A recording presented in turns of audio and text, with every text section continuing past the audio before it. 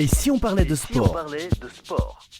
Une émission produite par Laurent Garnier avec le concours du comité départemental olympique et sportif de Haute-Garonne.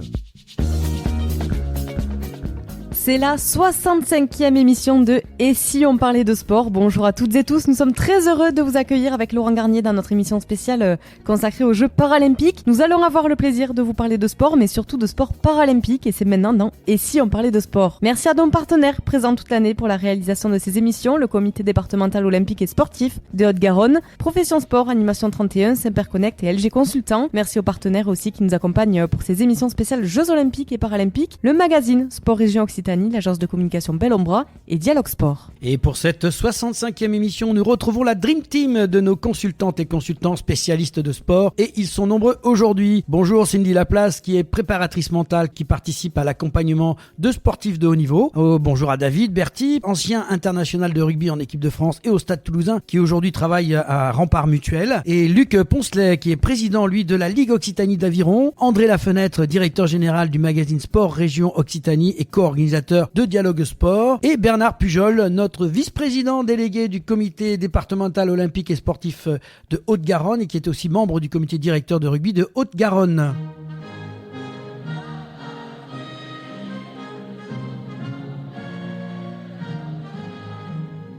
Objectif atteint. Comme aux Jeux Olympiques où les Français avaient réussi à se hisser dans le top 5 prévu, la délégation paralympique française a atteint son objectif en terminant au moins dans le top 8 du classement des médailles à domicile. La délégation tricolore achève la compétition avec un total de 75 médailles, dont 19 en or, 28 en argent et 28 en bronze. L'équipe de France, longtemps classée entre la 5e et la 7e place, a finalement rétrogradé derrière le Brésil, l'Italie et l'Ukraine. Malgré tout, ce classement représente sa meilleure performance au XXIe siècle, puisqu'il faut remonter aux Jeux de Sydney en 2000 pour retrouver une 7e place. Ce résultat efface la déception de Tokyo, où la 14e place avait été ressentie comme un véritable échec.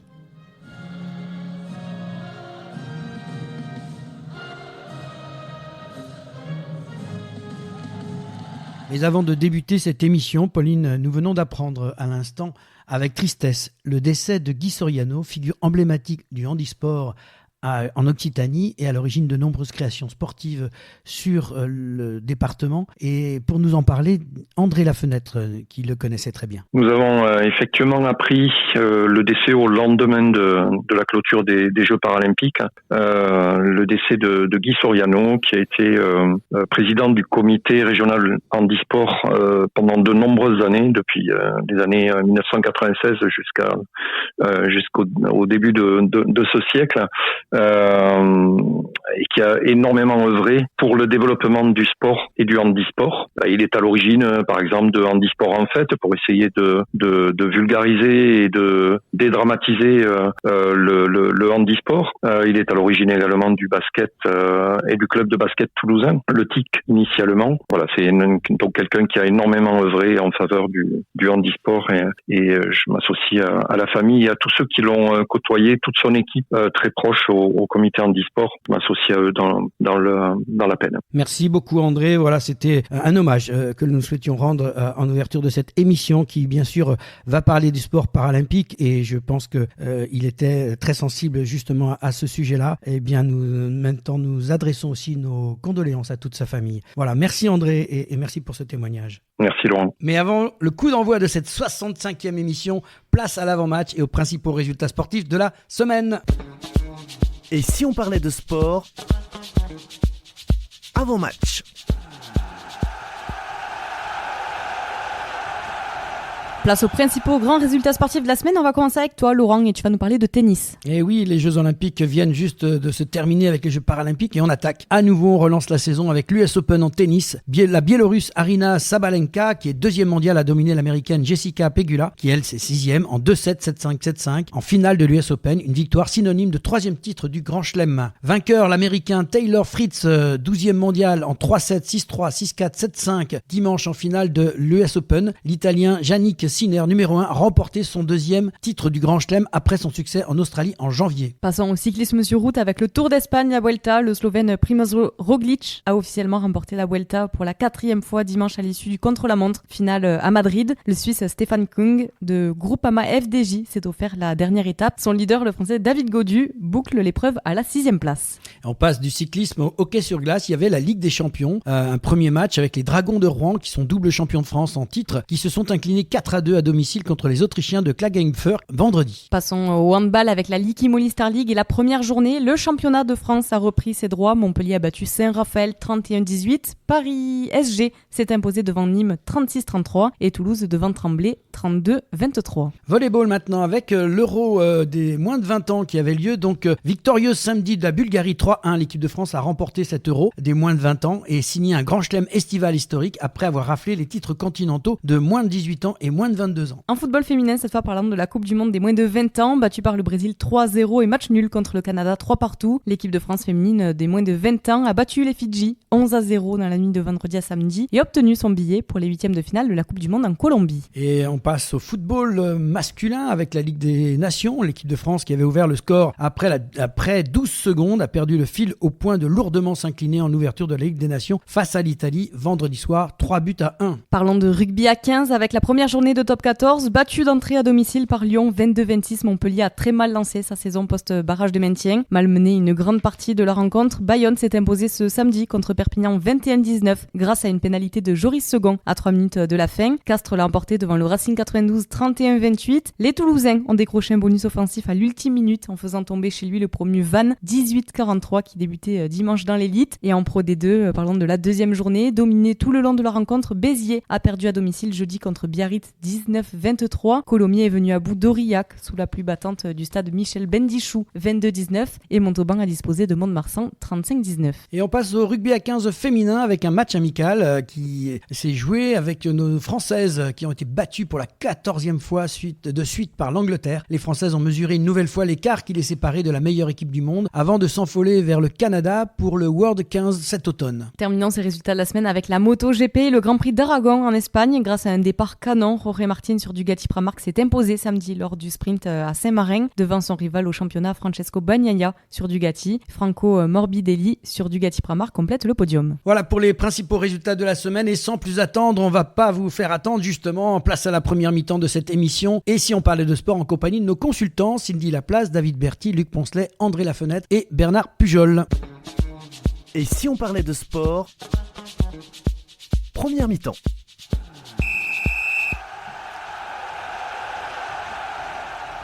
Voilà, retour sur le plateau de Si on parlait de sport avec nos invités spécialistes de sport. Cindy Laplace, préparatrice mentale qui participe à l'accompagnement des sportifs de haut niveau. David Berty, ancien international de rugby en équipe de France et au Stade Toulousain, qui est actuellement travaille à Rempart Mutuel. Luc Poncelet, président de la Ligue Occitanie d'Aviron. André Lafenêtre, directeur général du magazine Sport Région Occitanie et co-organisateur de Dialogue Sport. Et Bernard Pujol, vice-président délégué du GDOS 31 et membre du comité directeur de rugby de Haute-Garonne.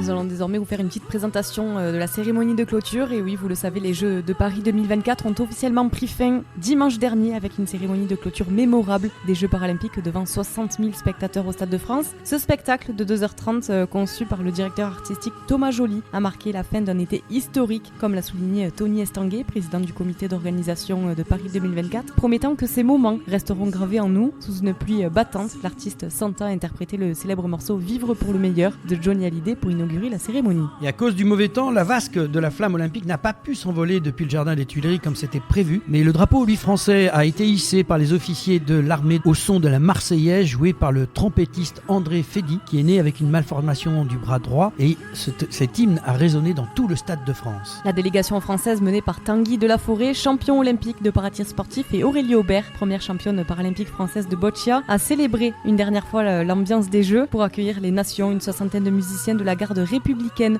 ont formé une haie d'honneur. Tony Estanguet a déclaré dans son discours de clôture de ces Jeux paralympiques de Paris 2024 que cet été, la France avait rendez-vous avec l'histoire et elle a répondu présent. Il a été ovationné par le public qui a scandé son prénom pendant de nombreuses minutes. Et à 21h40 précisément, l'attention s'est tournée vers Los Angeles. Comme pour les Jeux olympiques, la maire de Paris, Anne Hidalgo, a remis le drapeau paralympique à Andrew Persson, président du comité international paralympique sportif, qui l'a ensuite transmis à Karen Bass, qui est la maire de Los Angeles, hôte des Jeux de 2028. Une vidéo mettant en scène les parasportifs américains a été diffusée, suivie d'une performance de l'artiste Anderson Paak, pianiste non-voyant Matthews Whitaker et de la violoniste Gayleen Léa, retransmise depuis Venice Beach. Et enfin à 22h, 6 athlètes français ont pris part à l'extinction de la flamme, dont Frédéric Villeroux du cécifoot, Hugo Didier, le nageur, Charles Knox du para-badminton, Gloria Agblé-Magnon du lancer de poids, Mathieu Bossredon du cyclisme et Aurélie Aubert de la boccia qui a soufflé la flamme finale. La soirée s'est conclue par une transformation lumineuse du Stade de France qui est devenue une véritable discothèque. On va passer rapidement maintenant sur cette présentation des Paralympiques qu'on vient de vivre, d'un moment fort,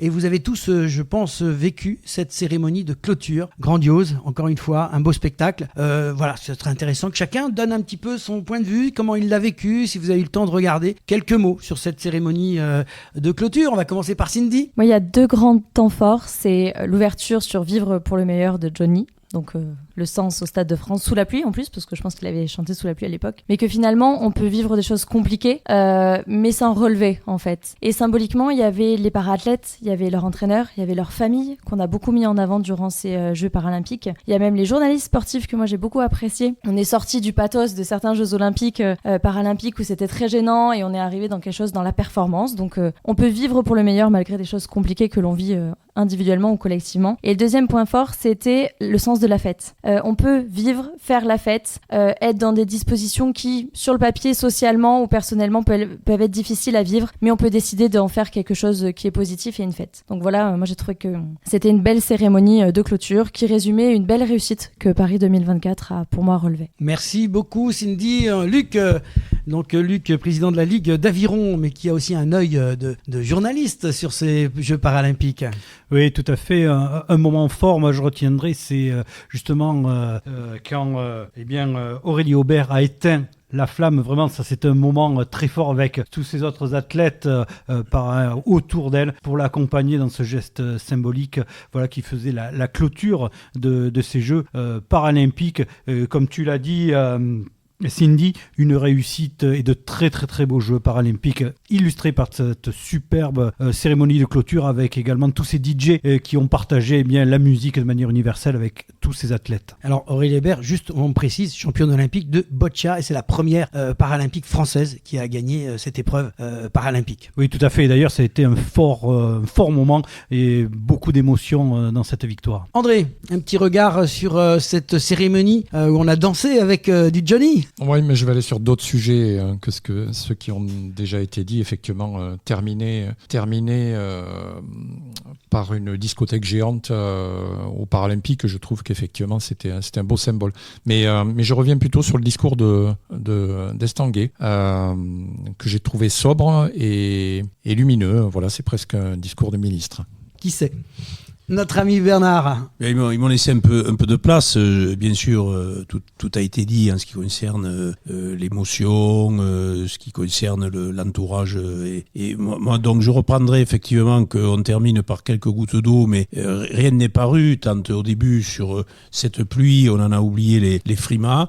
On a revu encore s'éloigner de nous tous ces sites extraordinaires où Paris s'est mis encore une fois en avant, en lumière, et tout le monde et nous-mêmes avons été subjugués par effectivement ce temps passé à Paris 2024. C'est fabuleux. Merci, on passe la parole à David. Bertie. Mon impression, la joie de vivre des sportifs qui défilaient, j'allais dire le travail accompli, d'avoir participé, et puis les spectateurs aussi. D'être là, de vivre ce moment-là, même malgré qu'il pleuvait, vraiment ça se ressentait pas.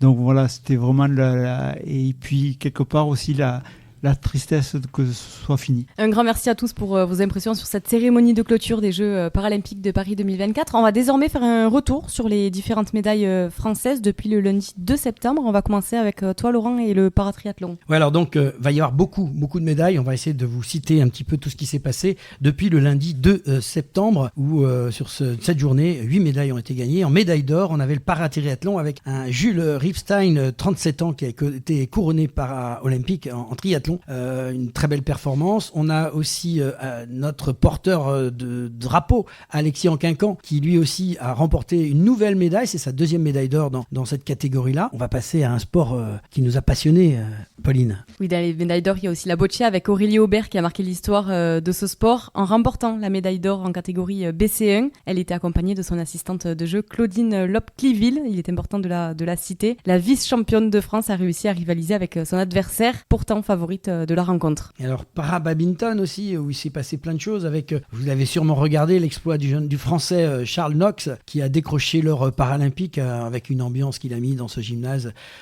extraordinaire, avec aussi un autre personnage qu'il faut citer, qui était son adversaire, le britannique Kristen Combe, et ils nous ont fait un superbe spectacle. Et il y avait aussi dans cette catégorie, donc para-badminton, Lucas Mazur, qui a encore marqué l'histoire du para-badminton en décrochant l'or. C'est un athlète réservé aux handicaps d'un membre inférieur. Il a battu l'Indien Shua Lalinakere Yatiraj, voilà, j'espère que je ne me suis pas trompé, je m'excuse, qui était quand même tête de série numéro 1, et en simplement 34 minutes, le match le plus rapide du tournoi. Voilà, il avait déjà remporté le titre à Tokyo en 2021. On va désormais passer aux médailles d'argent avec le paratriathlon. Il y a 3 ans, Thibaut Rigaudot avait terminé au pied du podium à Tokyo, mais cette fois-ci, il décroche une magnifique médaille d'argent dans la catégorie PTVI devant son compatriote Antoine Perel. Malvoyant, il était guidé pendant la course par Cyril Viennot. On revient au badminton avec à domicile toujours Lucas Mazur qui en double avec Faustine Noël ont décroché la médaille de bronze en remportant le match de la 3e place en double mixte. Ils ont battu les Thaïlandais. Ils se retrouvent donc sur le podium des Jeux paralympiques 3 ans après leur médaille d'argent à Tokyo. Dernière médaille du lundi 2 septembre, c'est une médaille de bronze en paratriathlon, toujours avec Antoine Perel, accompagné de son guide Johan Lebert, qui remporte la médaille de bronze de la catégorie PTVI derrière son compatriote français Thibaut Rigaudot. Est-ce que vous avez peut-être des commentaires sur à nous faire sur cette journée? Probablement une des plus belles émotions de ces Jeux sur la boccia avec la victoire d'Aurélie Aubert qui a été fabuleuse, en plus avec un scénario très particulier qui a ajouté en fait au suspense, et c'était vraiment une très très belle émotion, et puis je pense une très belle découverte pour beaucoup de Français.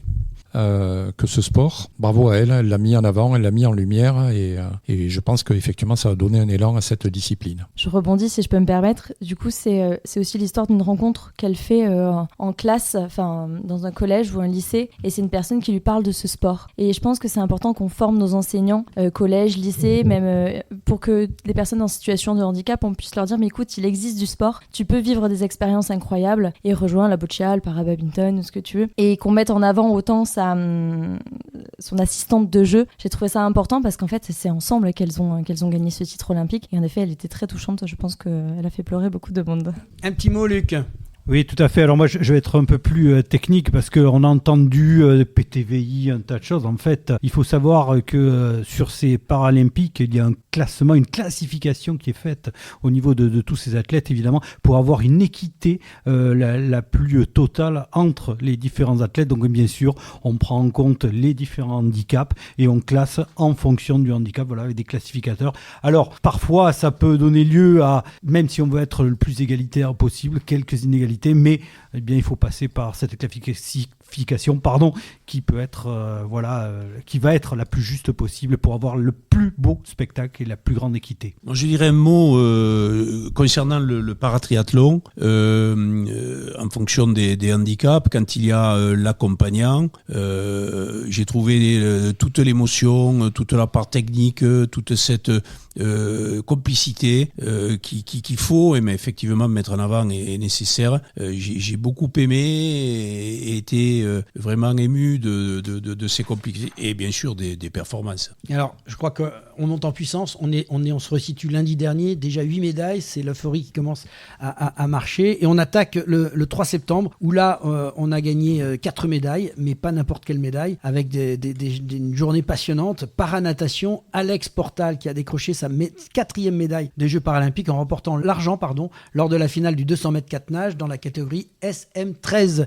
Comme tu disais, voilà, des catégories à se souvenir, Luc. Et après avoir remporté le premier titre de la délégation française sur 400 mètres nage libre jeudi, le paranageur Hugo Didier a ajouté une nouvelle médaille à son palmarès en décrochant l'argent sur 100 mètres d'eau dans une autre catégorie S9. Voilà pour la natation. Ouais, toujours en paranatation, on va parler d'une médaille de bronze avec le nageur réunionnais Laurent Chardard qui a remporté sa première médaille paralympique en décrochant le bronze sur le 50 mètres papillon S6. À 29 ans, le paranageur français qui participe à ses 2e Jeux paralympiques prend ainsi sa revanche après être rentré bredouille de Tokyo. Et alors, paratennis de table aussi, un gros match avec le français Matteo Boeas, vice-champion olympique à Tokyo, qui s'est incliné en demi-finale du tournoi paralympique face au Polonais Patrick Chownovski. Après avoir sauvé 3 balles de match, il repart avec la médaille de bronze dans la catégorie MS10. Voilà pour ces 4 médailles. Est-ce qu'il y a un petit commentaire sur cette journée, les uns les autres? Simplement, on reprend et on constate que la natation, autant que le cyclisme, on est très performant dans cette discipline. Voilà ce qu'on peut remarquer sur le plan des breloques et des médailles et des performances. Oui, par rapport à la paranatation, en fait aussi, il y a une petite particularité. Enfin, on a vu de très très belles courses avec ce 50 mètres extraordinaire du nageur chinois qui a battu d'ailleurs son record avec en apnée. Il y a eu une respiration sur le 50 mètres, c'est fabuleux. Et c'est aussi une particularité où il n'y a pas de prothèse dans ce sport, donc on voit vraiment l'athlète livré à lui-même dans ce milieu qui est l'eau. Alors tu avais quelque chose à nous dire, Cindy? Oui, je voulais revenir sur la performance du nageur Laurent qui a été, je ne sais pas si vous le saviez, surnommé Baby Shark, sachant qu'il a vécu une attaque de requin et c'est ce qui l'a mené dans son handicap actuel. Et je trouve ça beau parce que ça peut être fort dans le symbole de « oui, j'ai vécu quelque chose de compliqué, mais on peut en rire ou en sourire et je peux aller… et donc… sa phrase c'était être plus fort que l'attaque de requin. Il avait même trouvé une chanson en lien avec tout ça. Donc oui, c'est possible. On peut vivre quelque chose de compliqué dans notre vie qui bouscule nos vies, mais on peut aussi s'accomplir et même en sourire et en rigoler. Et dans une période où l'humour peut être discutable aujourd'hui, je trouve ça important. C'était un très très bel exemple. Et effectivement, plus de bras, plus de jambes, et il se relève et il va aux Jeux Olympiques. Il a été à Tokyo, ça n'a pas marché, mais là il vient et il réussit. On va passer au mercredi 4 septembre, Pauline. Oui, avec des médailles d'or qui ont été nombreuses. 4 médailles d'or en paracyclisme sur route, à commencer avec Alexandre Léoté qui a remporté le titre en contre-la-montre dans la catégorie C2 à Clichy-sous-Bois. Il s'agit de sa 3e médaille de cette édition, dont 2 en or. Il y a aussi Thomas Perroton-Dardé qui s'ajoute à la liste des médaillés dans la catégorie C3. Le coureur de 29 ans a réalisé un magnifique chrono qui lui permet de remporter la médaille d'or sur le contre-la-montre. Pour ses premiers Jeux paralympiques, il a parcouru le tracé de 28,3 km à Clichy-sous-Bois en 38 minutes 28 secondes 80. Il y a aussi Mathieu Bossredon qui a 33 ans, champion d'Europe et vice-champion du monde en 2023, qui a franchi un nouveau cap en se parant d'or dans la catégorie H3 du contre-la-montre, lui qui avait été frustré par sa 4e place aux Jeux de Rio en 2016. Et enfin Johan Cale, qui est vice-champion d'Europe en 2023 sur cette discipline, qui termine juste derrière et remporte la médaille d'argent, 2e doublé de la journée. Voilà, on enchaîne. Donc on est sur le cyclisme, bien sûr, et c'est une journée très très riche en titres et en médailles, parce que le cyclisme a raflé de nombreux titres. On passe donc médaille d'or argent, puisque le couple, on va dire le duo Kevin Lecunff et Gatien Rousseau ont décroché les médailles d'or et d'argent lors du contre-la-montre catégorie C4. À Clichy-sous-Bois, toujours, Lecunff s'est imposé 36 minutes 46 secondes 49 centièmes, et le Rousseau a fini 2e à 31 minutes et 89 centièmes, alors que l'Espagnol Damian Ramos Sanchez complète ce podium. Donc il y avait en même temps de cette course, il y avait Heidi Gauguin chez les femmes qui est déjà médaillée d'argent en poursuite au Vélodrome de Saint-Quentin le 1er septembre dernier. Elle a décroché la 2e place du contre-la-montre sur la route dans la catégorie C5. Elle a livré une performance impressionnante, échelon de justesse face à la légendaire britannique Sarah Storey qui s'est imposée pour la 4e fois consécutive devant la Française en moins de 5 secondes. Il y a aussi une première participation aux Jeux paralympiques et déjà une médaille d'argent pour Elie de Carvalho sur le contre-la-montre, le natif de Millau, 3e lors des mondiaux en 2023 et son guide Michael Guichard ont longtemps dominé les débats sur un tracé exigeant de 28,3 km avant d'être battu par un néerlandais. Et à 41 ans, Loïc Vergniaud a remporté la médaille d'argent du contre-la-montre H5, 3 ans après avoir déjà terminé 3 fois à la 2e place à Tokyo. Le Français a été devancé de 2 minutes 18 par le Néerlandais, 2 secondes 18 par le Néerlandais Mitch Valise et termine avec 1 seconde 06 d'avance sur le 3e, le Portugais Luis Costa. Est-ce que vous avez des réactions peut-être sur ces différentes médailles en cyclisme sur route? Réaction non, mais on peut constater sur les Jeux Olympiques et Paralympiques que la France est vraiment un pays de vélo et je crois qu'on est à 18, Pauline, 18 médailles en paracyclisme.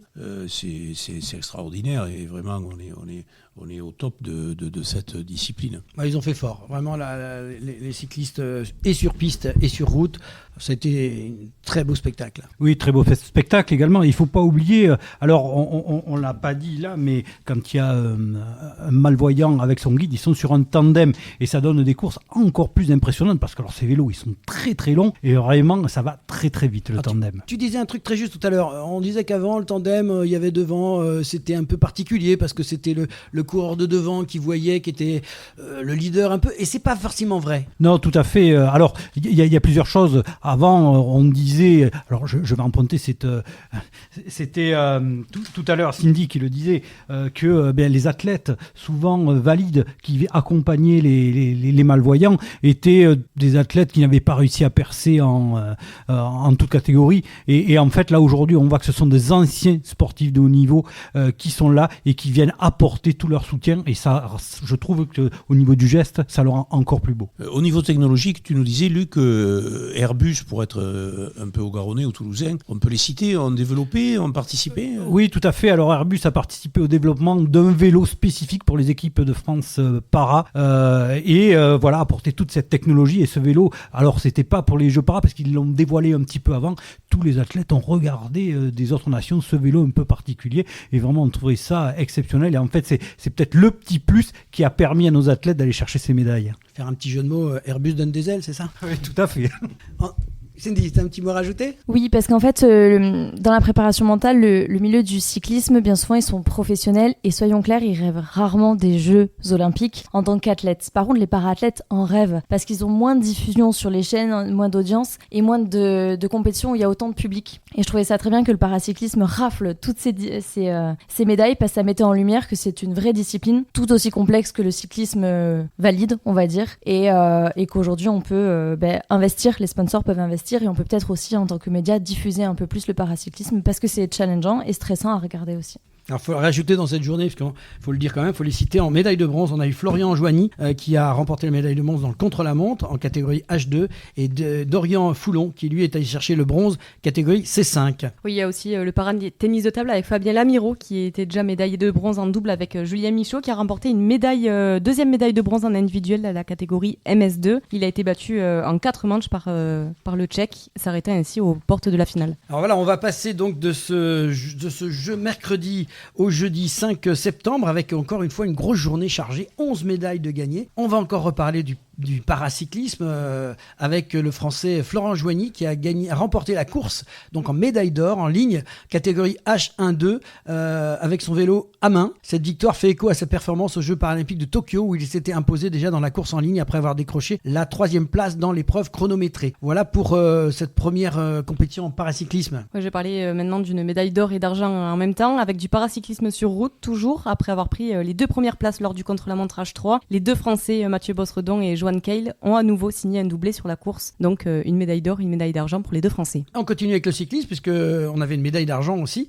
qui est arrivée avec Loïc Vergniaud. Une nouvelle fois décroché l'argent dans cette en ligne catégorie H5. Amputé de la jambe droite à la suite d'un accident de travail, Vergniaud continue d'enrichir sa collection de médailles lors de grandes compétitions. Toujours dans les médailles d'argent pour le jeudi 5 septembre en para-athlétisme, 4 jours après avoir décroché la médaille d'argent sur le 400 mètres T11, c'est-à-dire les déficients visuels. Le Le sprinter français Timothée Adolphe, accompagné de son guide Charles Renard, a remporté une deuxième médaille en terminant à nouveau deuxième, cette fois sur le 100 mètres dans la même catégorie sur la piste violette du Stade de France. Et on passe au judo. 41 ans, la Française Sandrine Martinet en moins de 48 kilos. Donc c'est des catégories de personnes qui sont non-voyantes. Elle a décroché sa 5e médaille paralympique, remportant l'argent après avoir été battue en finale par la numéro 1 mondiale. Cette fois en paranatation, 2 Français se sont hissés sur le podium du 200 mètres 4 nages. Hugo Didier et Hector Deneyer, qualifiés en finale avec respectivement le 2e et le dernier temps des qualifications, ont terminé à la 2e et la 3e place de la course.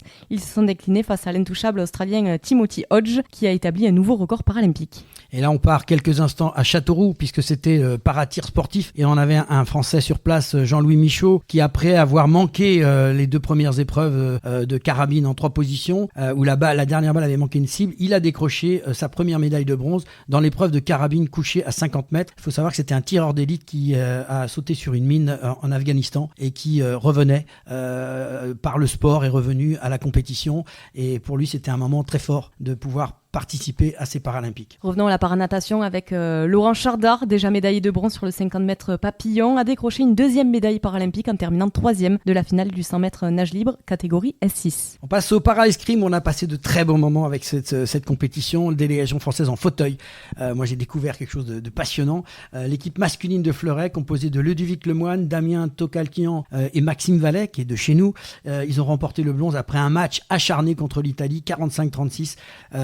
C'était vraiment impressionnant à voir et passionnant à suivre. Alors voilà, vous avez sûrement des choses à nous raconter sur ces. On vient de voir 11 médailles qui se sont déroulées. Est-ce que sur ces 11 médaillés, il y a quelque chose qui vous a attrapé, intrigué? Voilà, André peut-être ou David? Mon émotion du jour, c'est évidemment Maxime Vallet, que je connais bien, qui est médecin au Krebs et para-athlète et qui malheureusement dans son concours individuel tombe d'entrée contre le 3e mondial, où il a semblé un peu hors du match, un peu agacé par diverses choses. Et après, il fait un parcours assez fabuleux pour essayer en repêchage pour obtenir la médaille de bronze. Et dans son dernier combat, malheureusement, il le perd. Et dernier duel, il le perd. Et il se remotive effectivement pour une 3e médaille sur une 3e Olympiade, une médaille de bronze en équipe.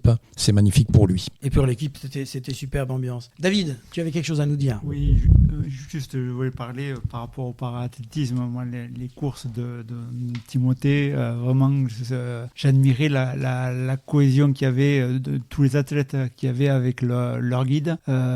Pour un sport individuel, et bien là, c'était vraiment un sport collectif parce que vraiment, il fallait être sur la même longueur d'onde. Et sans ça, moi j'ai admiré ces courses et ces duos. Alors, c'est vrai qu'on en parlait un petit peu hors antenne tout à l'heure, le travail du guide est exceptionnel, quoi. Il se passe quelque chose quand on les voit courir, synchroniser comme ça pour arriver, parce qu'il faut aussi que le guide il soit bon, mais en même temps il doit pas dépasser son concurrent au moment de passer à d'arriver. Et il y a eu d'ailleurs des disqualifiés à cause de ce genre de choses. On en parlait tout à l'heure sur cette histoire de guide, de travail mental qu'il y a entre les deux, Cindy. Mais justement, si je peux rebondir là-dessus, en fait, quand tu travailles mentalement avec un athlète, tu travailles avec l'athlète. Mais s'il a besoin d'un guide, il faut inclure le guide. Et l'inclure à une autre strate que l'entraîneur. Le guide, il doit être coordonné, il doit sentir les émotions de l'athlète avec qui il court. Ils doivent faire corps, en fait. Faire corps dans des corps, des fois, meurtris ou non. Et la préparation mentale, dans ces cas-là, se fait dans un duo. Et pas que avec le para-athlète. Ça se fait également avec le guide. Et voilà, ça reste des moments extraordinaires de les voir courir. Ils sont tenus par un petit fil qui les tient. Et il faut faire attention à ne pas se décrocher parce que sinon, ça peut être disqualificatif. Pauline, on passe à la journée suivante. Exactement, avec les médailles du vendredi 6 septembre. Donc 4 médailles pour l'équipe de France. En paracyclisme sur route, encore et encore. 2 médailles d'argent avec Heidi Gauguin qui a décroché sa 3e médaille lors de ces Jeux paralympiques à Paris. Une nouvelle fois en argent dans l'épreuve de cyclisme en ligne catégorie C4-5. La course parfaitement maîtrisée par l'équipe de France est conclue dans un final époustouflant. Mais tout comme lors du contre-la-montre, Heidi a dû s'incliner face à l'icône du paracyclisme, la Britannique Sarah Storey, qui a remporté son 19e titre paralympique. Il y a aussi Kevin Lecomte, toujours en cyclisme sur route, qui a remporté la médaille d'argent dans l'épreuve de cyclisme en ligne catégorie C4-5. Et là, on a un peu une injustice de la journée avec la médaille de bronze parce que nous avions un équipage, c'était des tandems composés d'Élie Carvalho et de Michael Guichard qui à 2 km de l'arrivée déraillent et sont obligés de s'arrêter. Et là, ça laisse passer le deuxième tandem français qui était un petit peu à l'arrière et qui finalement profite de cet déraillement pour aller chercher la médaille de bronze. Plein d'émotions parce que c'est vrai que les deux Français pouvaient finalement faire 1 et 2 et finalement ils ne font qu'une place de 3e place. Voilà, ça, je voulais le relever. Et puis après, il y a para-natation, Pauline. Oui, avec Emeline Pierre qui avait réalisé un exploit le 1er septembre en décrochant l'or sur le 100 mètres nage libre catégorie S10. La nageuse brestoise n'a pas réédité cet exploit mais a tout de même remporté la médaille de bronze sur le 100 mètres d'eau catégorie S10. Des commentaires sur ces 4 médailles du vendredi 6 septembre ? Comme on peut le voir dans certaines disciplines, la mécanique peut jouer des tours sur le vélo. Alors souvent dérailler, ça n'arrivera pas par hasard non plus. Ils ont peut-être fait une faute technique qui a fait que le vélo a déraillé. Bon, faudrait leur poser la question, mais on le voit aussi, on l'a vu dans d'autres disciplines, les fauteuils qui ont eu des problèmes. Voilà, il y a quand même toute cette technologie associée, des prothèses, ainsi de suite. Ça a fait débat longtemps sur le sprint avec ces prothèses qui parfois, même si elles sont passives entre guillemets, apportent un plus aux athlètes.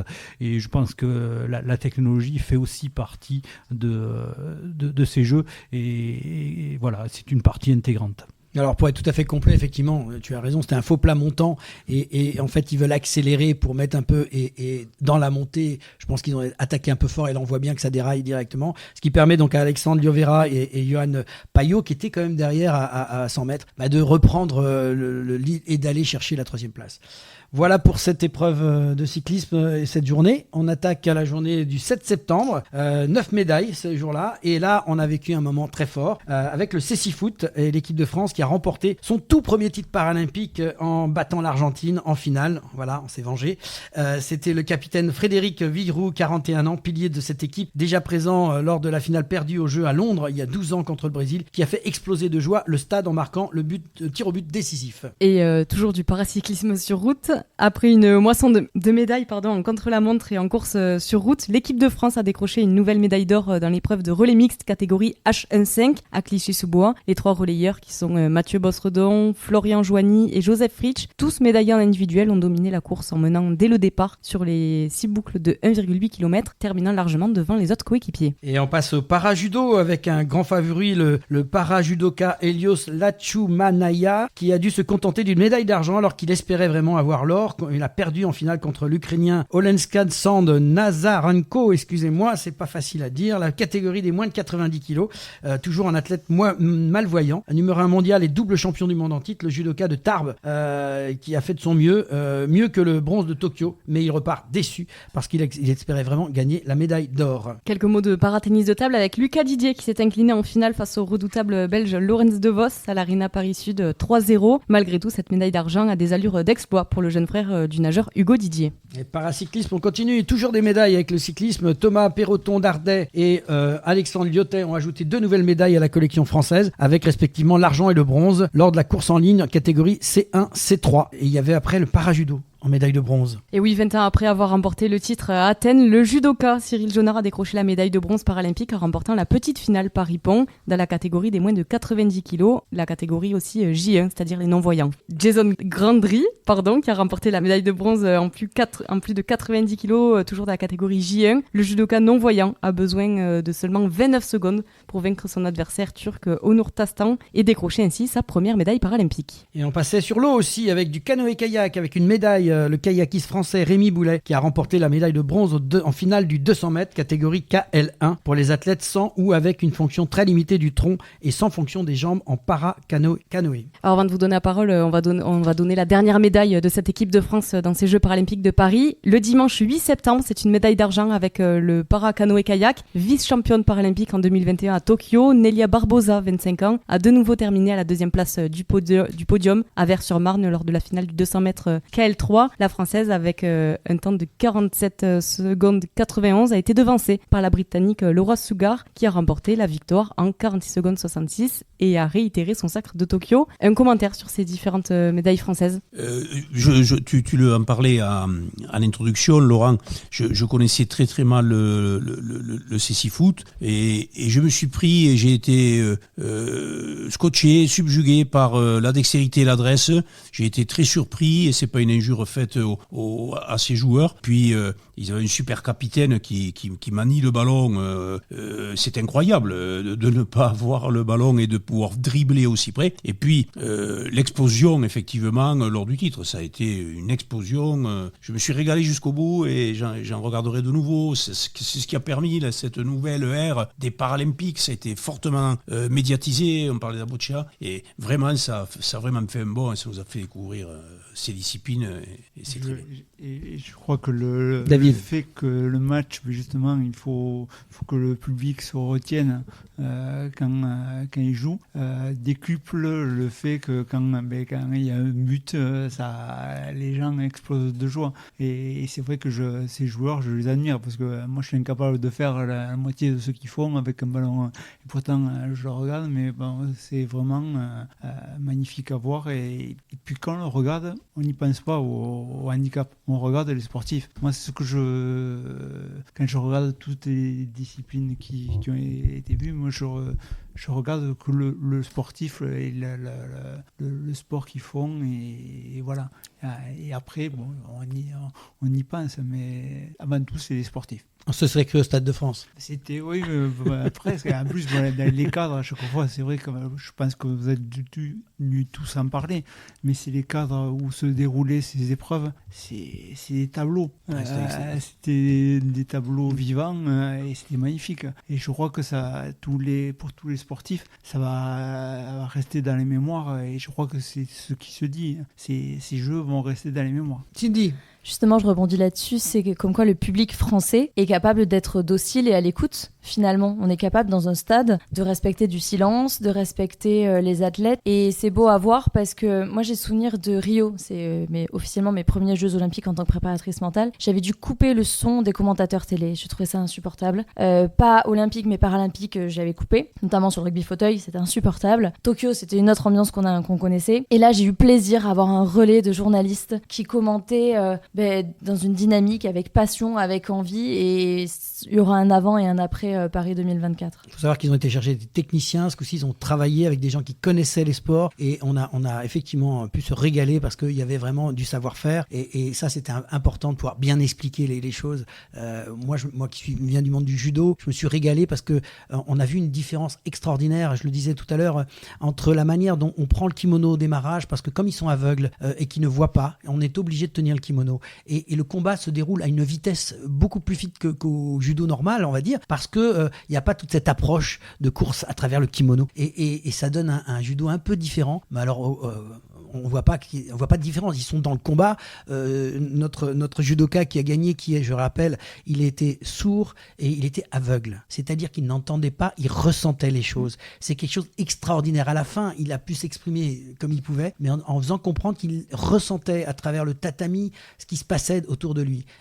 Alors que l'entraîneur de l'autre lui expliquait, donner des consignes à son adversaire, lui, il n'avait pas de consignes. Donc c'est encore plus méritoire d'aller chercher cette finale, cette médaille. C'est très marrant que tu parles de ça parce qu'en fait, il faut savoir qu'on a des athlètes qui ont été entraînés, nos athlètes paralympiques. Et en fait, moi, j'ai eu un vrai débrief avec ces athlètes en disant mais qu'est-ce que tu as retenu ? Et dans le judo, j'ai eu le retour de pour une fois, je suis allée à l'instinct et je me suis plus écoutée que d'être dans fais ci, fais ça. Donc finalement, on y gagne athlètes et para-athlètes à inverser, à venir sur un fauteuil pour le rugby fauteuil, pour le basket fauteuil, pour peut-être courir avec quelqu'un. On a des problèmes des fois en relais classique. Si on courait avec un guide et qu'on allait plus à l'écoute de nos sensations, on passerait des caps bien plus rapidement que ce que l'on peut penser. Juste un petit clin d'œil sur ce judoka, je termine avec ça. Cyril Jonard, il avait gagné le titre il y a 20 ans. Il faut quand même le noter, c'est important. Il revient. Là, il gagne pas le titre, mais il fait la petite finale. Mais quand même, bravo, respect. Moi, j'ai une petite info juste à ajouter parce que Cindy, tu parlais du respect des spectateurs dans les différentes enceintes. Et il faut savoir qu'il y a besoin de silence, notamment au cécifoot. Et il y a une hola géante muette qui s'est faite dans l'enceinte du stade. C'était extraordinaire. Ouais. Si je puis me permettre, et tu m'en voudras pas, ce que tu viens de dire, effectivement, je reviens sur le CC-Foot, mais j'ai été très, très étonné, c'est pas le mot. Ils posent le ballon, ils visualisent le ballon, si je puis dire, et ils sont très adroits et ne le manquent pas. C'est pas, là aussi, c'est dur de s'exprimer. Mais sur les valides, effectivement, tout le travail qui est fait, foot on connaît pas, mais notamment en rugby, c'est que les valides et ceux qui y voient, pour être précis en oublient le ballon. Donc cette balance entre le non-voyant, celui qui possède l'essence, et tu l'expliques très bien, il y a effectivement une progression qui est faite dans les développements d'essence, l'utilisation, et c'est très bien pour l'espèce humaine et pour le sport. Merci à tous pour cette première mi-temps, et tout de suite nous retrouvons Yannick Morel, directeur de Profession Sport 31, pour la chronique Sport et Professionnalisation, qui nous parle de l'accueil d'un salarié dans une association. Et si on parlait de sport, la chronique. Eh bien, nouvelle chronique cette fois-ci avec Sport Professionnalisation. Nous sommes partis pour une petite série de chroniques que nous allons vous proposer avec nos amis de Profession Sport Animation. Et j'ai le plaisir d'accueillir pour cette première Yannick Morel, directeur de Profession Sport Animation 31. Bonjour Yannick. Bonjour Laurent. Alors aujourd'hui, c'est important pour tous nos clubs. Tu vas nous parler de l'accueil d'un salarié dans son club. Quelles sont ses formalités? Première question, comment ça se passe quand tu veux accueillir dans ton club ou dans une institution un nouveau salarié? Alors, la première des choses, c'est effectivement l'intégration de nouveaux salariés est une étape essentielle qui ne doit pas être négligée. La première chose à faire en tant qu'employeur est de récupérer l'ensemble des justificatifs nécessaires à l'établissement du contrat de travail, évidemment. De quoi on parle quand on dit justificatifs nécessaires? On parle évidemment de la pièce d'identité, éventuellement un titre de séjour, si c'est un salarié étranger, les diplômes et certifications, et notamment dans le sport où c'est obligatoire. D'ailleurs, si c'est un éducateur sportif, il est important de vérifier au passage aussi sa carte professionnelle et qu'elle est bien à jour. Donc ça aussi, c'est dans les documents importants à récupérer. Et évidemment, la dernière chose non aussi importante, plutôt pour le salarié, c'est son RIB pour lui faire le virement du salaire. Et oui, ça, c'est important, je pense. Alors, quand tu as réuni tous ces documents, qu'est-ce que c'est que l'étape suivante? Alors, l'étape suivante, c'est justement l'embauche effective. Et ça passe par la déclaration préalable à l'embauche, ou DPAE qu'on appelle. Elle doit être effectuée dans les 8 jours précédant le premier jour du contrat. Donc, il faut bien anticiper cette formalité-là parce que ça doit se faire avant le démarrage du contrat. Et elle ne peut se faire et le contrat ne peut démarrer que si elle a été faite. D'accord. Alors, concernant ce fameux contrat de travail, est-ce qu'il y a des règles spécifiques à suivre? Alors, le contrat de travail à lui-même, dans le sport en l'occurrence, il peut y avoir différents types de contrats de travail, mais quel que soit le type de contrat de travail, il doit toujours être rédigé en 2 exemplaires, un pour le salarié et un pour l'employeur, évidemment. La signature de ce contrat doit impérativement avoir lieu dans les 48 heures suivant l'embauche. Donc, on peut démarrer le contrat, mais dans les 48 heures, il faut avoir signé le contrat.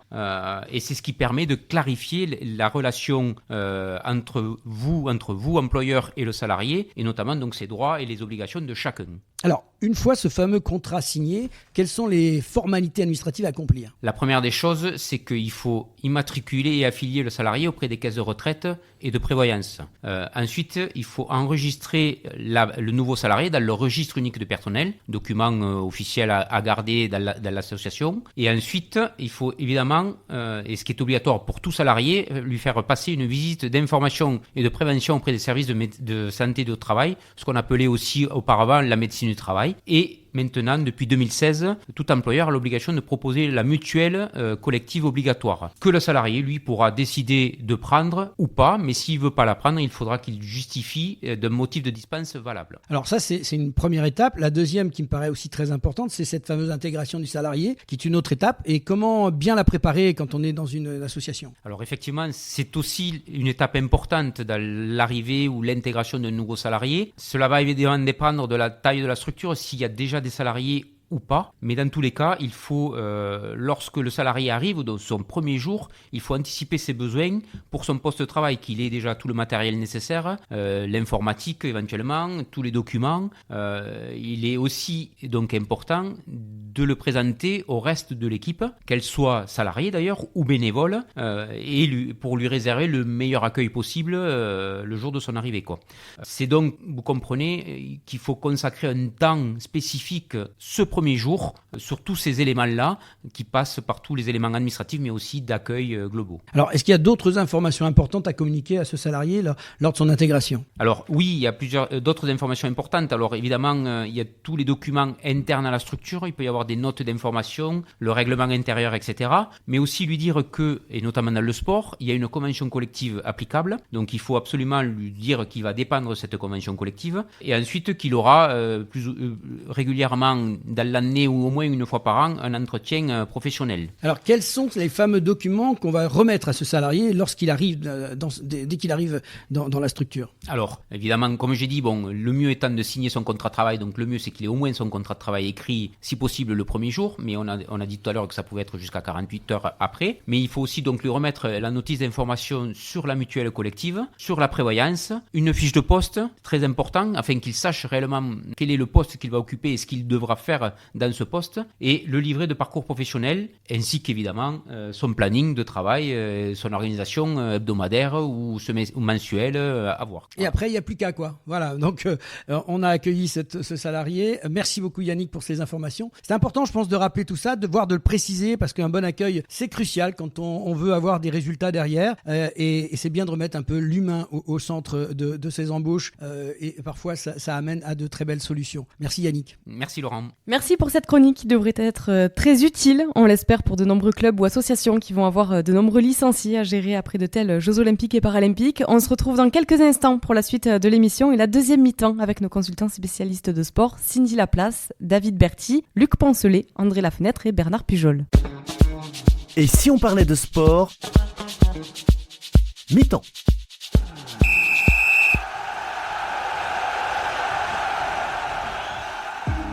Passionné de sport, vous souhaitez participer à son développement sur le territoire de la Haute-Garonne ? Alors ne cherchez plus. Le comité départemental olympique et sportif de la Haute-Garonne est là pour vous. Notre passion commune, l'excellence sportive et l'olympisme. Le CDOS 31 accompagne les comités départementaux et les clubs dans leur développement. Par des formations adaptées aux bénévoles et salariés pour développer leurs compétences, par l'organisation de multiples manifestations sportives dans lesquelles vous pouvez être intégré, à travers la mise à disposition de volontaires en service civique. Alors contactez le comité départemental olympique et sportif de la Haute-Garonne dès maintenant par mail contact@cdos31.org ou au 05 62 24 19 02. Ensemble, faisons briller la Haute-Garonne à travers le sport. Et si on parlait de sport,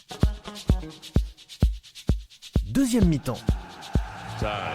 Voilà, retour dans l'émission. Et si on parlait de sport avec nos consultants spécialistes de sport, Cindy Laplace, préparatiste mentale qui accompagne de sportifs de haut niveau, David Berti, ancien international de rugby en équipe de France et au Stade Toulousain et qui est salarié à Rempart Mutuel, Luc Poncelet qui est président de la Ligue Occitanie d'Aviron, et avec nous aussi André Lafenêtre qui est directeur général du magazine Sport Région Occitanie et co-organisateur de Dialogue Sport, et notre ami Bernard Pujol, vice-président délégué du GDOS 31 et membre du comité de rugby, directeur du comité de rugby de Haute-Garonne. Je vous propose maintenant de revenir dans cette deuxième mi-temps sur tout ce qui s'est passé, les différents sports que vous avez vus, avec un petit débrief, sport par sport, avec les résultats de nos sportifs français, mais aussi occitans. Voilà, juste peut-être pour mémoire pour les uns et les autres, c'était 549 épreuves qui se sont déroulées au cours de cette semaine des Jeux Paralympiques, soit 220 de plus quand même que les Jeux Olympiques.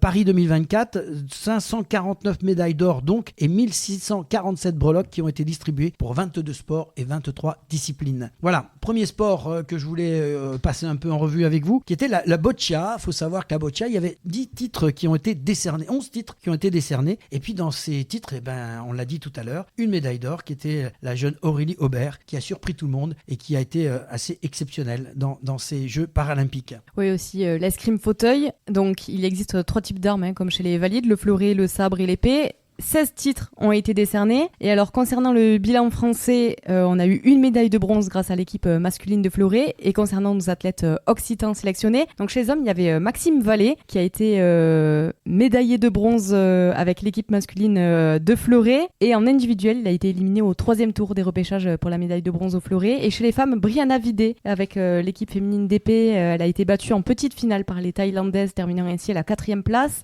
Avec l'équipe de fleuret par équipe, elle a subi une lourde défaite en quart de finale face aux favorites hongroises avec un score de 19-45. Et en compétition individuelle, elle a terminé à la 4e place au sabre et a échoué en 8e de finale, mais a finalement terminé à la 6e place du fleuret individuel. Voilà, je pense qu'on je voulais revenir un petit peu sur nos athlètes occitans. Nous, on a reçu ici Brianna et on voudrait la saluer parce qu'on a apprécié son engagement, son sourire, sa détermination dans ces compétitions d'escrime. Si vous avez un mot sur elle ou sur ces compétitions d'escrime qui se sont passées, qui ont été passionnantes, ils ne sont pas passés loin quand même nos escrimeurs. Comme à Tokyo, c'est un maigre bilan, mais il faut regarder le contenu, pas juste les médailles. C'est vrai que Maxime Vallée perd au dernier tour des repêchages pour la médaille de bronze, et c'est dommage parce que le combat suivant c'était la médaille qui était en jeu. Une médaille de bronze par équipe, c'est déjà bien. Et Brianna Vidé qui a fait le buzz sur la salle d'escrime là-bas, et ça a été un petit peu la star. Malheureusement, ça se termine pas par une médaille, mais au-delà de la médaille, il y a le contenu, et effectivement, elle a fait vibrer les Français, donc c'est plutôt pas mal, une 4e place, etc. Donc c'est quand même un bilan correct. Il faut noter qu'en paralympique, en escrime, ils peuvent disputer aussi bien en sabre qu'en fleuret ou qu'en épée. Ils peuvent participer, faire les 3 épreuves s'ils le souhaitent. C'est une des différences par rapport à l'escrime olympique. Para-athlétisme, il y avait bien sûr une grosse compétition, 16 titres décernés, avec un bilan français, 3 médailles d'argent, 1 médaille de bronze. Et nous, on avait comme athlète, j'allais dire jeune, mais oui, jeune dans la tête, on avait des athlètes qui étaient donc sélectionnés, entre autres Rosario Gangloff Murcia de Béziers en marathon, qui finit 4e. 3 heures 13 minutes et 50 secondes. Il faut savoir que cette jeune femme n'a que 59 ans. C'était quand même assez exceptionnel de la voir faire ce parcours-là, soutenu par sa famille, par ses filles. Et je crois que c'était un bel exemple aussi. Elle avait participé aux Jeux de Barcelone sur 10 000 mètres, déjà il y a 32 ans. Donc c'était important de la citer. On avait aussi chez les hommes Dimitri Pavadé en saut en longueur, qui lui termine 4e de saut en longueur, donc pas loin, cette fameuse, comme on dit, médaille en chocolat. Il était vice-champion paralympique à Tokyo. C'était un Réunionnais d'origine et qui a échoué encore au pied du podium avec un 7,43 m. Voilà, seulement 6 cm de la médaille, ce qui est peu en fait finalement. Surtout que c'était revenu après une grave blessure qu'il a eue au genou droit. On avait aussi Renaud Clerc chez nous d'Albi, 7e du 1500 mètres, 23 ans pour ses premiers Jeux paralympiques. Il a essayé de faire ce qu'il pouvait, mais dans un temps de 4 minutes 20 secondes et 4 centièmes, c'est déjà pas mal d'arriver c'est son premier, 23 ans, il a l'avenir devant lui par rapport à ça. Nous avions aussi Arnaud Assoumani de Montpellier, Athlétique Méditerranée Métropole, 5e à la longueur. Il n'a pas décroché sa 6e médaille paralympique. Ce Français termine 5e du concours de longueur qui a été remporté par un Cubain, Robiel Yankel Sol Cervantes, avec un saut 7,41 m. Voilà pour le para-athlétisme. Alors, moi, j'aurais juste, par rapport au para-athlétisme, revenir sur une épreuve extraordinaire. Il s'agit du relais universel. Alors le relais universel, c'est quoi ? C'est 4 fois 100 mètres mixte, c'est-à-dire 2 hommes, 2 femmes, et surtout avec, bien dans un ordre très précis, le premier départ se fait avec une personne avec un handicap visuel. On passe ensuite à une personne amputée d'un membre. Enfin, le troisième, c'est un athlète avec une déficience motrice et cérébrale. Et enfin, on finit avec le fauteuil. Et c'est le seul relais que l'on a en épreuve para. Et moi, je trouve que ça, c'est une épreuve extraordinaire qui montre toute également la beauté, on peut le dire, de ces épreuves para. Mais tout à fait, tu as raison. C'est impressionnant de voir ça tourner comme ça. De pouvoir mélanger les genres, c'est exceptionnel. On va désormais passer au para-aviron où il y avait 5 titres qui étaient décernés. En ce qui concerne le bilan français, 2 médailles de bronze. On n'avait pas d'Occitan sélectionné, mais Luc, je vais te donner la parole sur cette discipline. Oui, on n'avait pas d'Occitan représenté. Néanmoins, on avait un pensionnaire du pôle France Espoir de Toulouse qui était déjà venu. On peut le citer d'ailleurs. Oui, Grégoire Biraud, qui était venu déjà dans une émission précédente témoigner de son statut d'athlète de haut niveau, voilà, et qui était dans le 4 PR3, c'est-à-dire para-rowing 3, qui utilise les jambes, le corps et les bras pour cette épreuve, donc en 4 barrés mixtes, c'est-à-dire avec 2 garçons, 2 dames, un barreur avec un seul aviron. Alors particularité aussi, la France avait dans chaque épreuve un équipage représenté. Heureusement ou malheureusement, on termine sur 3 médailles. Il y avait d'autres prétentions, mais bon, c'est un bilan mitigé. Néanmoins, il a le mérite d'être là. Merci à toi, Luc.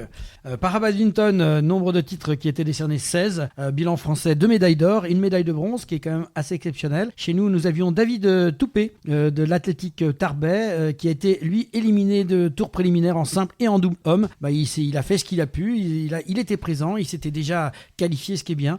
Mais il n'a pas pu accéder au tour suivant. Voilà pour le para-badminton. Vous avez des commentaires là-dessus ? Je peux vous dire que dans la région, il y a des entraîneurs passionnés en badminton et para-badminton qui œuvrent pour qu'on ait les futurs champions. Et il y a aussi le para-canoë, donc 10 titres décernés dans cette discipline. Bilan français, 2 médailles. Luc, un commentaire ? Oui, alors de manière générale, en fait, ce dont on s'aperçoit, c'est que il y a quelques années, on était entre guillemets plus performant, mais en fait, ce dont on s'aperçoit surtout, c'est que le niveau monte et on a des athlètes. Voilà, on s'intéresse de plus en plus à ce sport para, et on l'a dit tout au long de cette émission, c'est que ce sont des vrais athlètes de haut niveau avec une vraie préparation. Tu l'as dit, Cindy, avec aussi une préparation mentale, et je dirais presque encore plus importante, parce que souvent ce sont des gens aussi qui ont une histoire et sur laquelle il faut arriver à passer au-delà pour pouvoir s'exprimer pleinement. Merci Luc, on va passer assez vite parce qu'on en a parlé assez longuement. Il y a le paracyclisme sur piste aussi qui avait lieu cette semaine avec 17 titres qui étaient décernés. Bilan français, 3 médailles d'or, 2 d'argent et 2 médailles de bronze. Cyclisme sur piste, ça a été exceptionnel. Il n'y a pas grand chose à rajouter de plus, je pense qu'on a vécu des bons moments. Et il y avait en même temps le cyclisme sur route, Pauline. Ouais, le cyclisme sur route, il existe 2 types de courses en paracyclisme sur route, la course en ligne et le contre-la-montre. Il y avait 34 titres décernés, et alors le bilan français, on a eu en tout 18 médailles en ce qui concerne le cyclisme sur route. On avait des Occitans sélectionnés, un Occitan, Eddie de Carvalho et son guide Michael Guichard. Une première participation aux Jeux paralympiques et déjà une médaille d'argent pour Eddie de Carvalho sur le contre-la-montre. Le natif de Millau, 3e lors des mondiaux en 2023, et son guide Michael Guichard ont longtemps dominé les débats. Mercredi 4 septembre, je le rappelle, sur un tracé exigeant de 28,3 km avant d'être battu par un Néerlandais. On a parlé beaucoup déjà du cyclisme, on va passer sur le para-équitation. Quelques mots sur le para-équitation. Je rappelle que dans cette discipline, il n'y a que du dressage. Donc c'est vraiment le rapport à l'animal avec son cavalier. Et c'est assez, pour avoir pris le temps de regarder, c'est pas facile. Et pourtant, ils arrivent à faire des choses extraordinaires avec ce cheval. Donc 6 titres décernés, aucune médaille. À chaque fois, il y a plusieurs éditions qui ont lieu. On n'a jamais réussi à percer dans cette discipline pour le moment. Il y avait aussi le para-haltérophilie où 10 titres étaient décernés. Malheureusement, pour la France, on a eu aucune médaille et on n'avait pas de sélectionné chez les athlètes occitans. Moi, j'ai regardé un petit peu et j'avoue qu'il y a des techniquement j'ai du mal à comprendre en fait comment il détermine le règlement autour de l'haltérophilie, parce que effectivement il y en a qui n'ont pas beaucoup de distance à faire pour réussir la barre, et d'autres c'est beaucoup plus important. J'ai eu énormément de mal à comprendre le règlement de cette discipline. Il faut rappeler que c'est uniquement un geste en développé couché, donc tous les athlètes sont allongés et ils doivent soulever la barre donc ils se reposent après sur des taquets, ce qu'on appelle et donc en fait ils doivent tenir la barre à un certain moment, mais ils ne doivent pas être déséquilibrés. Donc il y a effectivement des choses assez c'est encore une fois, c'est les juges, et dès qu'on est dans un système de juges, on sait que c'est pas facile. J'ai regardé les épreuves justement avec mon mari qui a un œil averti sur l'haltérophilie, et même tous les deux on s'est dit quoi, mais il a verrouillé les coudes en même temps, enfin c'était discutable. Et on est quand même dans un pays où on est éclairé au rapport à la règle, et on aime quand c'est droit, juste. Donc peut-être qu'il y a ça aussi, c'est-à-dire que aujourd'hui tu te retrouves para-athlète, tu vas peut-être aller dans du tennis, tu vas peut-être aller dans de l'aviron, tu vas peut-être aller dans quelque chose où tu as moins ce rapport au juge, où ça peut être discutable. Par contre, j'ai trouvé ça beau parce que le rapport à la force, c'est-à-dire qu'il y a des personnes qui étaient atrophiées du bas du corps et qui développaient 200 kilos, c'est-à-dire que oui, tu peux avoir une partie de ton corps qui décide de plus répondre, mais tu peux encore mobiliser le haut du corps. Donc c'est ça que j'ai préféré voir dans cette partie-là de l'haltérophilie. Jusqu'à 2 fois leur poids de corps, des fois, c'est impressionnant, tout à fait. On passe de l'haltérophilie à la natation, une des disciplines très phares de ces ces Jeux paralympiques, 141 titres qui étaient décernés dans ces Jeux. Pour la France, 2 médailles d'or, 5 médailles d'argent, 5 médailles de bronze, si je ne me trompe pas, Pauline. Et nous, on avait un athlète occitan sélectionné qui était Hugo Didier, qui est du jeunesse sportif de Cugnot, Omnisport, qui lui rapporte à lui tout seul une médaille d'or et 2 médailles d'argent. Il a décroché son premier titre de champion paralympique sur 400 mètres nage libre en S9, catégorie regroupant les nageurs avec une légère déficience de la coordination des bras et des jambes, une faiblesse prononcée d'une jambe ou l'absence de membres. Voilà, dans cette catégorie. Et le jeudi 29 août, dans le bassin à Paris, il a terminé en 4 minutes et 12 secondes et 55 centièmes devant l'Italien Simone Barlam de près de 2 secondes. 3 ans après avoir remporté l'argent sur cette même épreuve à Tokyo, le natif du Chennai enrichit ainsi son palmarès avec une nouvelle médaille, la plus prestigieuse. Voilà pour Hugo Didier. Est-ce que vous le connaissez? Vous avez des choses à dire? Il a gagné plein d'autres médailles aussi avec le 200 mètres 4 nages. Un mot sur la fratrie. Ça arrive souvent, mais souvent dans le même sport. Là, c'est 2 sports différents. C'est ce qui est remarquable. Donc l'un qui brille en natation et l'autre en tennis de table. Oui, tout à fait. On va en parler dans la foulée. Mais effectivement, Hugo Didier a un frangin qui, lui, est dans le tennis de table. Avec le même handicap, en l'occurrence. Voilà, tous les deux, mais pas le même sport. Et d'après ce que j'ai écouté, c'est que les parents ne voulaient pas qu'ils fassent le même sport pour pas qu'ils se disputent. Voilà, c'est pour la petite anecdote, la petite histoire. La maman voulait éviter qu'entre eux, ils se bataillent. Mais elle disait même qu'ils continuent à se batailler quand même encore aujourd'hui. Voilà, pour la petite histoire. Pauline, taekwondo? Oui, il y avait aussi le para-taekwondo où 10 titres étaient décernés. En ce qui concerne l'équipe de France, nous avons eu une médaille d'argent. Et concernant les athlètes occitans, il y avait une femme qui était sélectionnée aux Jeux paralympiques de Paris. Il s'agit de Sophie Caverzan dans la catégorie des moins de 57 kilos qui s'entraîne à la Gardelle sur l'Aise. Elle a été éliminée en quart de finale par une chinoise. Comment elle s'appelle? Je ne l'ai pas dit exprès. Li Yuji. Voilà, je voulais t'entendre dire, Pauline. Voilà, donc para-taekwondo, on a un bon suivi entre ce qui s'est passé aux Jeux Olympiques et aux Paralympiques. Il y a du travail à faire, mais déjà l'équipe de France prouve qu'elle est aussi capable de faire de bons résultats. Et on espère que Sophie va pouvoir progresser dans les années à venir.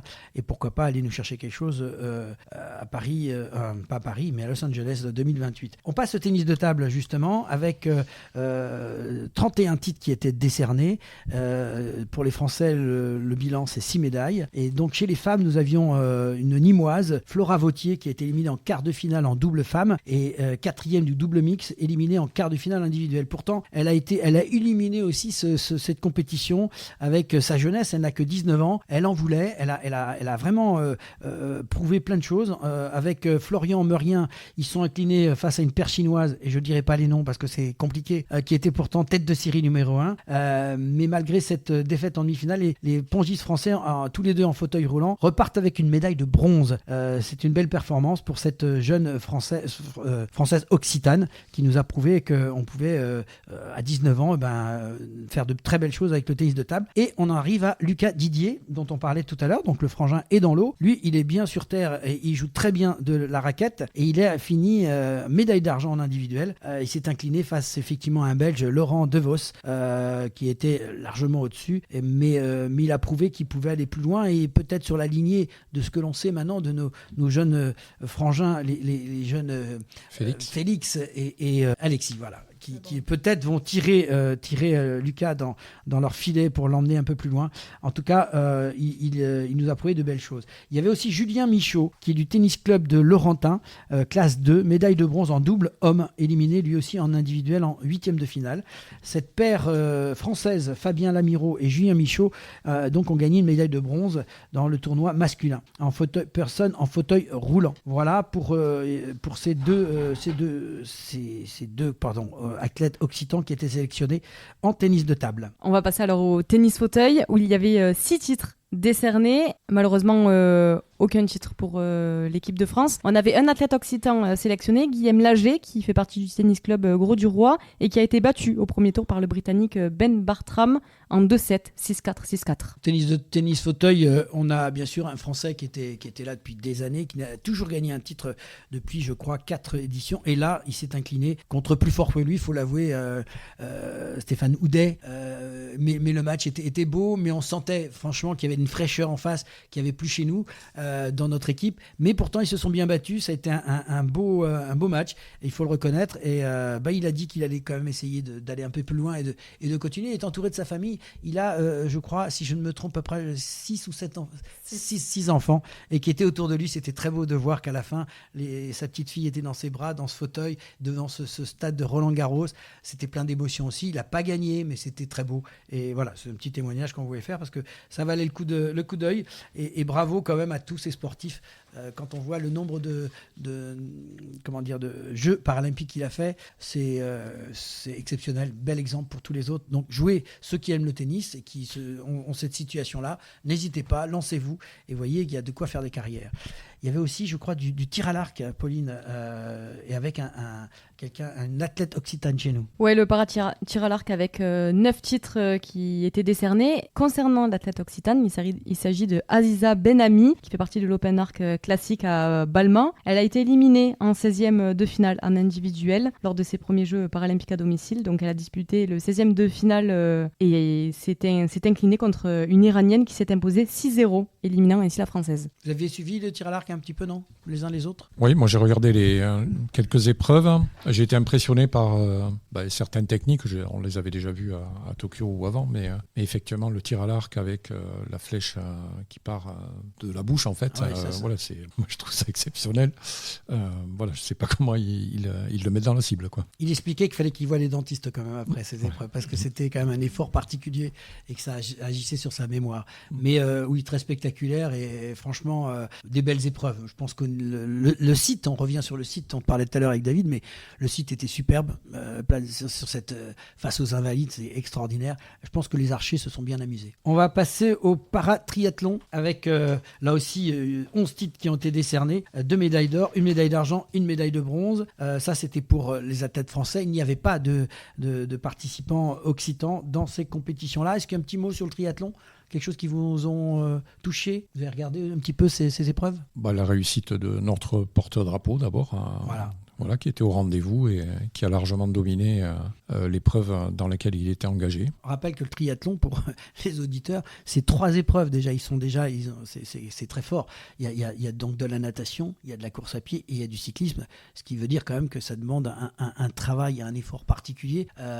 C'est courageux et quel exemple, et j'ai envie de dire respect, parce que même un valide a du mal à faire ce genre de sport. Donc chapeau bas, messieurs, dames, parce qu'il y avait aussi des femmes dans cette compétition-là. Il y a aussi le basket fauteuil avec l'équipe de France qui a été éliminée en quart de finale. Un petit mot sur les basket fauteuil. Donc il n'y avait qu'une équipe masculine, je crois, sur le basket fauteuil. Oui, ce qu'on peut voir, et on en reparlera avec le rugby, avec les spécialistes.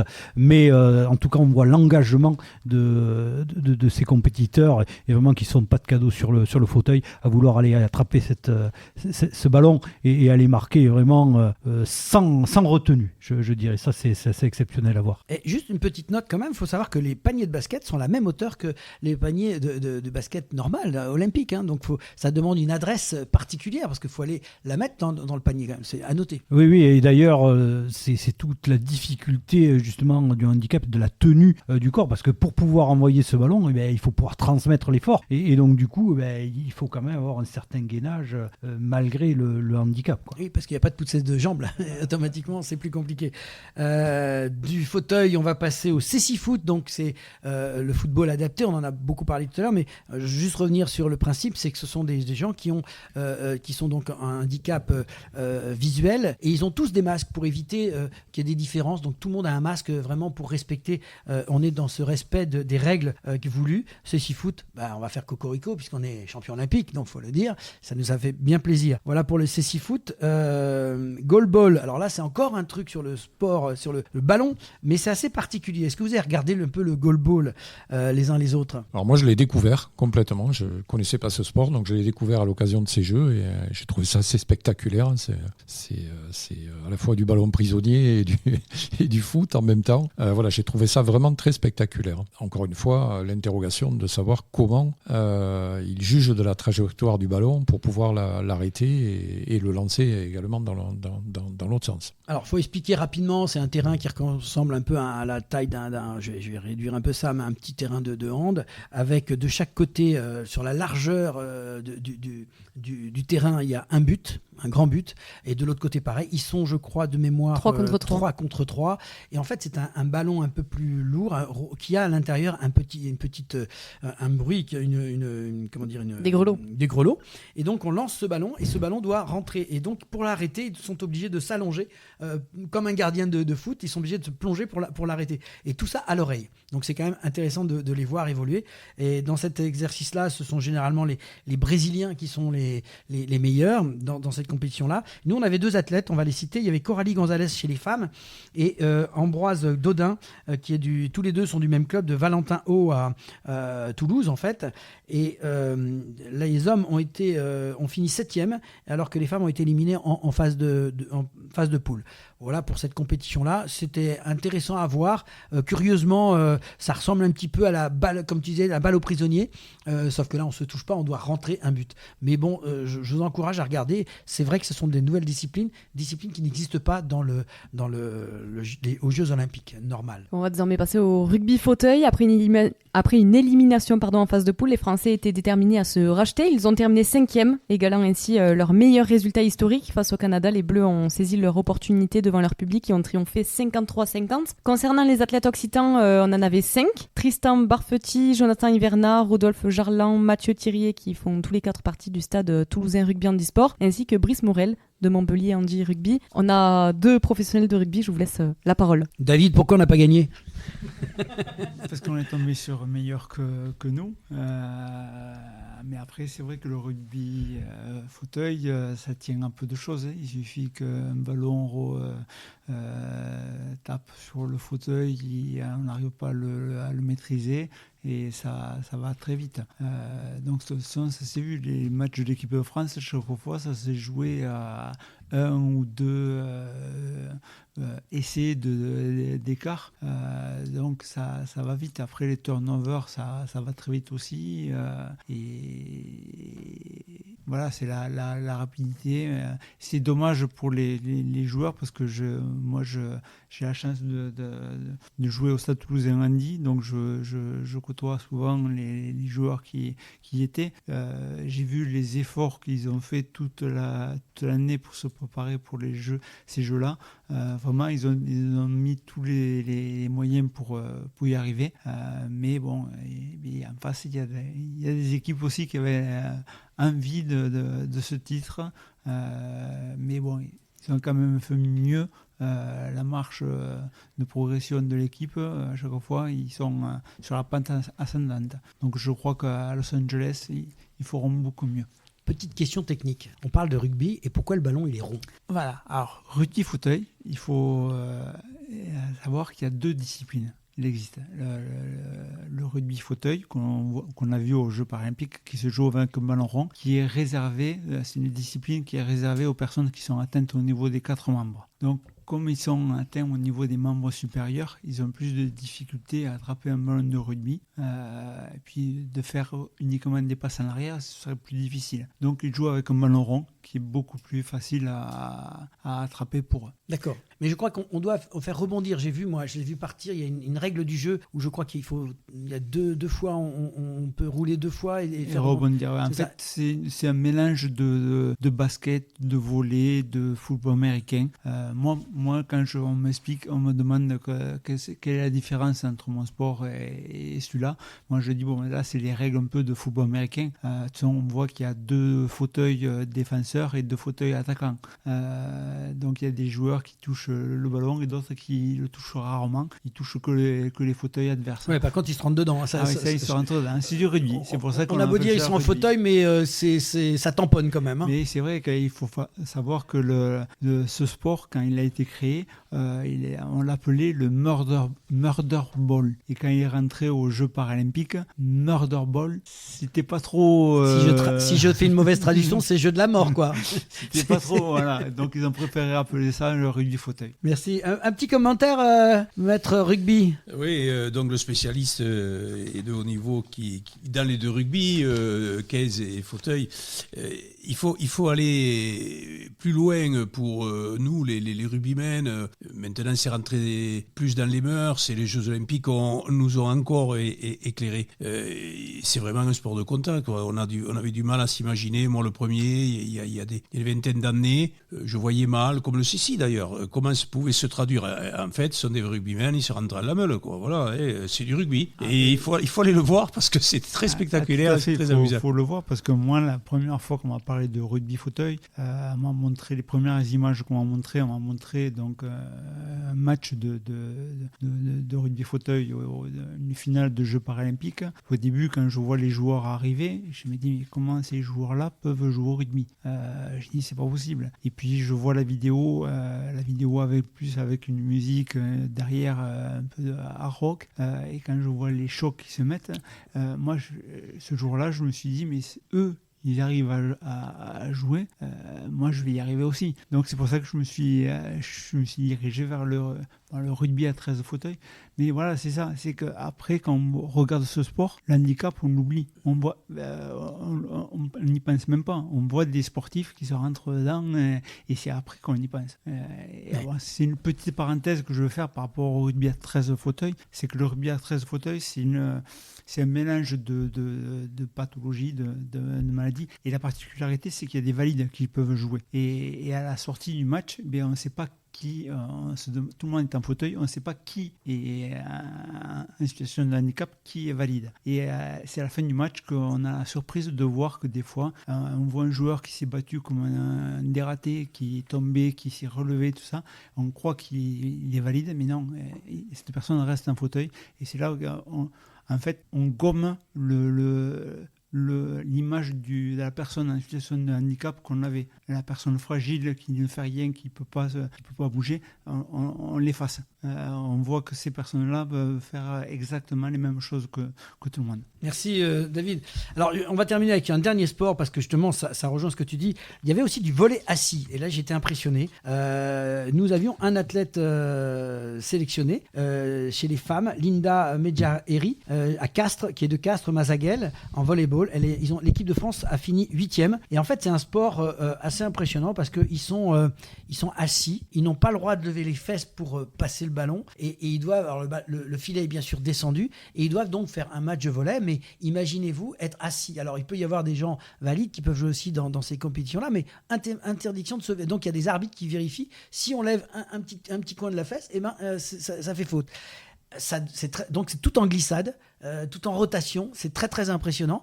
Et donc nous on avait une athlète là-bas, on a fini 8e chez les hommes et chez les femmes. Mais c'était impressionnant à voir. Ça demande, imaginez de rester assis sur, c'est les mêmes points qu'au volley traditionnel, hein. Et le filet est un peu plus bas. Alors ce qui était impressionnant, je crois que c'était un Iranien qui était là, qui faisait 2 mètres 40 et quelques. Oui, voilà, il avait un buste très très grand et ça lui donnait un avantage. Alors il lève la main, il attrapait au-dessus de tout le monde. Voilà. Et d'ailleurs, je crois que c'est eux qui ont gagné la compétition. Voilà. Bon, mais c'est pour vous dire que tout est imaginé, donc on peut avoir un maximum de sport et ces Jeux paralympiques nous ont permis de découvrir tous ces sports, Pauline. Un grand merci à tous pour votre participation dans cette émission. Et si on parlait de sport, ce fut un plaisir de partager cette émission avec vous. C'est la fin du match et de cette 65e émission. Retour au vestiaire pour les grands rendez-vous à venir et le programme de la semaine prochaine. Et si on parlait de sport, fin du match.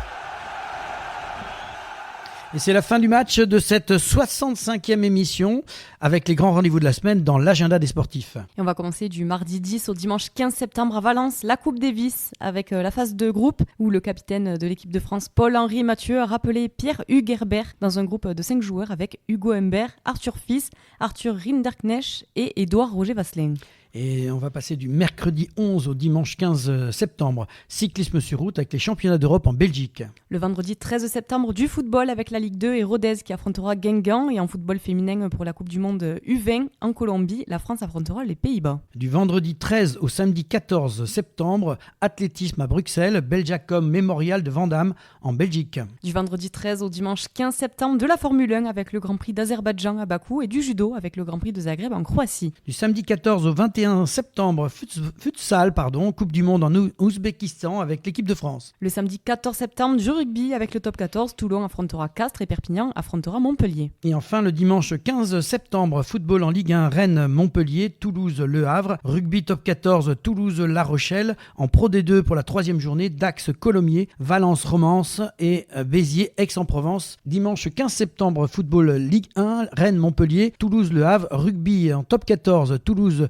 rencontre La Rochelle, en Pro D2, 3e journée, Dax contre Colomiers, Valence Romance contre Béziers et Aix-en-Provence contre Montauban. Et pour conclure, la semaine prochaine, après toutes les émotions que nous venons de vivre, nous aborderons un nouveau sujet en première mi-temps avec le sport santé. Nous accueillerons des personnalités qui nous parleront de la feuille de route qu'ils souhaitent mettre en marche dans le département de Haute-Garonne pour inscrire l'activité sportive dans la vie de tous les jours dans un objectif de bien-être physique, mental, psychologique et social. Et en deuxième mi-temps, nous aborderons le sport en entreprise, un excellent moyen de créer des amitiés, de renforcer des liens sociaux au travail, de favoriser l'esprit d'équipe, de se dépasser et d'améliorer la qualité de vie au sein de l'entreprise, tout en prenant soin de sa santé. Ce sera aussi l'occasion de présenter les Jeux régionaux du sport d'entreprise organisés par les différentes fédérations qui auront lieu fin septembre, un événement unique, éco-responsable qui rassemble les salariés autour de valeurs communes de partage, de plaisir, d'inclusion et de performance. Et ça, c'est la semaine prochaine. Merci à nos consultants spécialistes de sport, vous avez été géniaux. Merci à Cindy Laplace, préparatrice mentale et coach qui participe à l'accompagnement de sportifs de haut niveau. David Berti, ancien international de rugby en équipe de France et au stade toulousain, qui est actuellement membre de Rempart Mutuel. Luc Poncelet, président de la Ligue Occitanie d'Aviron. André Lafenêtre, directeur général du magazine Sport Région Occitanie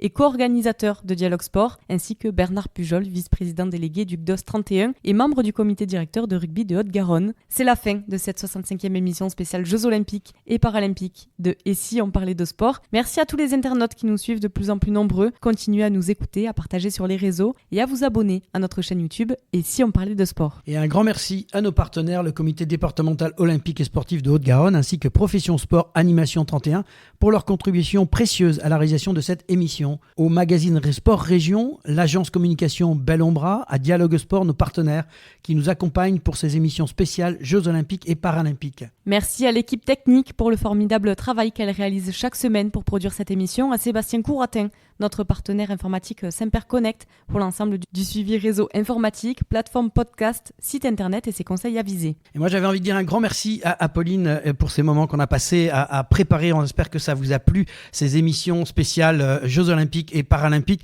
Ce fut pour nous un plaisir. Merci à toi Pauline pour le boulot que tu as réalisé dans cette préparation et puis ce partenariat que l'on a ensemble depuis maintenant 65 émissions.